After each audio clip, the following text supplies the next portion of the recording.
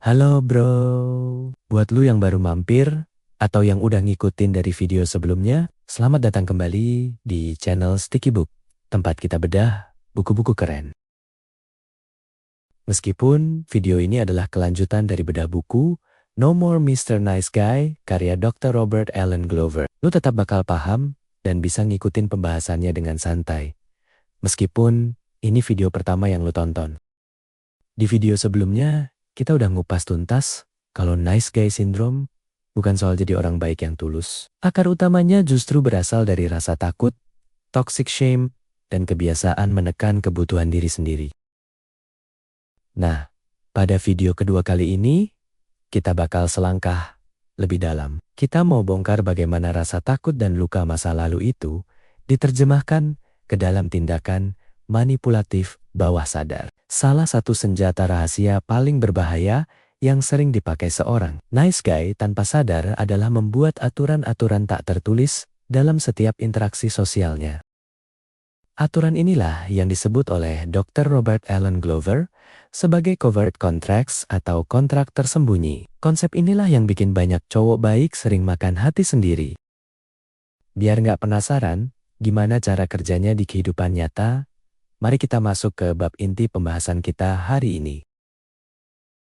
Mari kita bedah mekanisme psikologis paling licik yang sering menjebak para nice guy, yaitu covert contracts atau kontrak tersembunyi. Secara sederhana, ini adalah perjanjian bawah sadar yang dibuat sendiri oleh seorang nice guy di dalam kepalanya, tapi tidak pernah diomongkan atau disepakati secara jujur dengan orang lain. Logika cacat yang berputar di kepala mereka biasanya berbentuk rumus matematis yang keliru. Seperti contoh di pikiran mereka tertulis, kalau gue selalu nurut sama dia, kalau gue nggak pernah nolak permintaannya, kalau gue selalu ada pas dia butuh, maka dia harusnya otomatis ngerti, menghargai, dan nggak bakal ninggalin gue. Masalahnya yang paling fatal adalah orang lain itu bukan cenayang. Mereka nggak punya kemampuan membaca pikiran untuk tahu apa isi kepala si nice guy. Ketika orang lain bertindak biasa saja, tanpa tahu ada aturan main rahasia itu, disinilah petaka dimulai. Saat ekspektasi rahasia itu tidak terwujud, seorang nice guy tidak akan langsung introspeksi. Sebaliknya, mereka bakal langsung merasa dihianati, disakiti, dan mikir kalau orang lain itu jahat atau tidak tahu berterima kasih. Contoh klise di kehidupan nyata tuh sering banget kita temuin. Misal, ada cowok yang nemenin temen atau gebetannya belanja seharian, bawain tas berat, bayarin makan, nurutin semua mau jalan-jalannya, sambil di dalam hati naruh harapan besar. Semoga nanti malam dia sadar kalau gua cowok paling setia dan mau jadi pacar gua. Tapi apa yang terjadi di akhir hari? Si gebetan cuma senyum manis, terus bilang, "Makasih ya hari ini, lu emang teman yang paling baik banget buat gua." Di titik itu, bukannya ngomong jujur dari awal soal perasaannya, si cowok malah langsung ngedrop, bete, dan mendem rasa jengkel. Di kepala si nice guy, dia mulai memutar narasi korban. Gua udah berbuat baik separuh mati, tapi kenapa selalu dimanfaatin dan berakhir di friendzone? Padahal, dari awal, kontraknya itu cacat karena dibuat sendiri, disembunyikan sendiri, dan akhirnya patah hati sendiri. Selain kontrak tersembunyi, masalah terbesar kedua seorang nice guy adalah ketergantungan yang akut pada validasi eksternal. Bagi mereka, harga diri bukanlah sesuatu yang dibangun dari dalam diri sendiri. Sebaliknya, self-worth mereka sepenuhnya dikendalikan oleh remote control eksternal, yaitu seberapa banyak orang yang memuji, seberapa sering mereka disetujui, dan seberapa aman reaksi orang lain terhadap tindakan mereka. Prinsip hidup mereka berubah menjadi, asal orang lain senang, gua nggak masalah berkorban. Padahal, mengorbankan batas diri sendiri secara terus-menerus demi mencari senyuman orang lain adalah bentuk pengkhianatan paling kejam terhadap diri sendiri.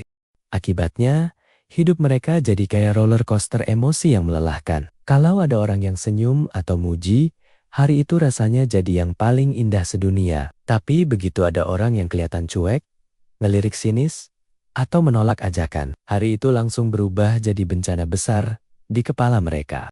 Mereka memandang penolakan atau ketidaksukaan orang lain bukan sebagai hal yang wajar, melainkan sebagai bukti mutlak kalau diri mereka tidak berharga.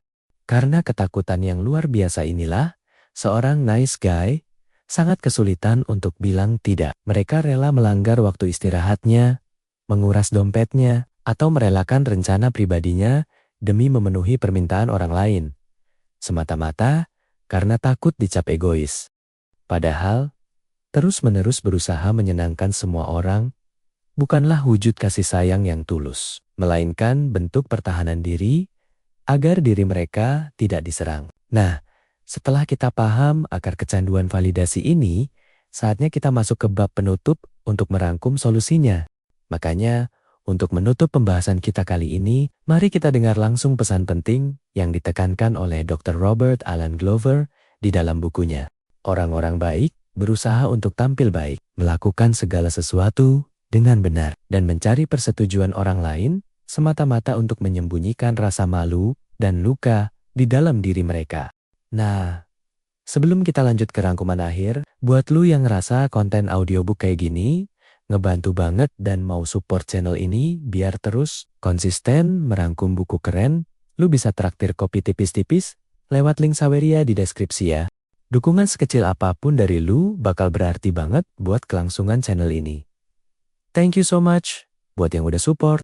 Sebagai rangkuman untuk video kedua ini, yaitu jebakan utama seorang nice guy bukan cuma kontrak tersembunyi yang manipulatif, tapi juga kecanduan akut pada validasi eksternal yang bikin mereka kehilangan kendali atas hidupnya sendiri. Keluar dari sindrom ini berarti berhenti mengharapkan orang lain jadi cenayang, belajar jujur pada keinginan sendiri, dan berani berkata tidak tanpa merasa bersalah. Di video ketiga nanti, kita bakal bedah cara praktis membangun healthy boundaries atau batasan diri yang sehat tanpa harus merasa menjadi orang yang jahat.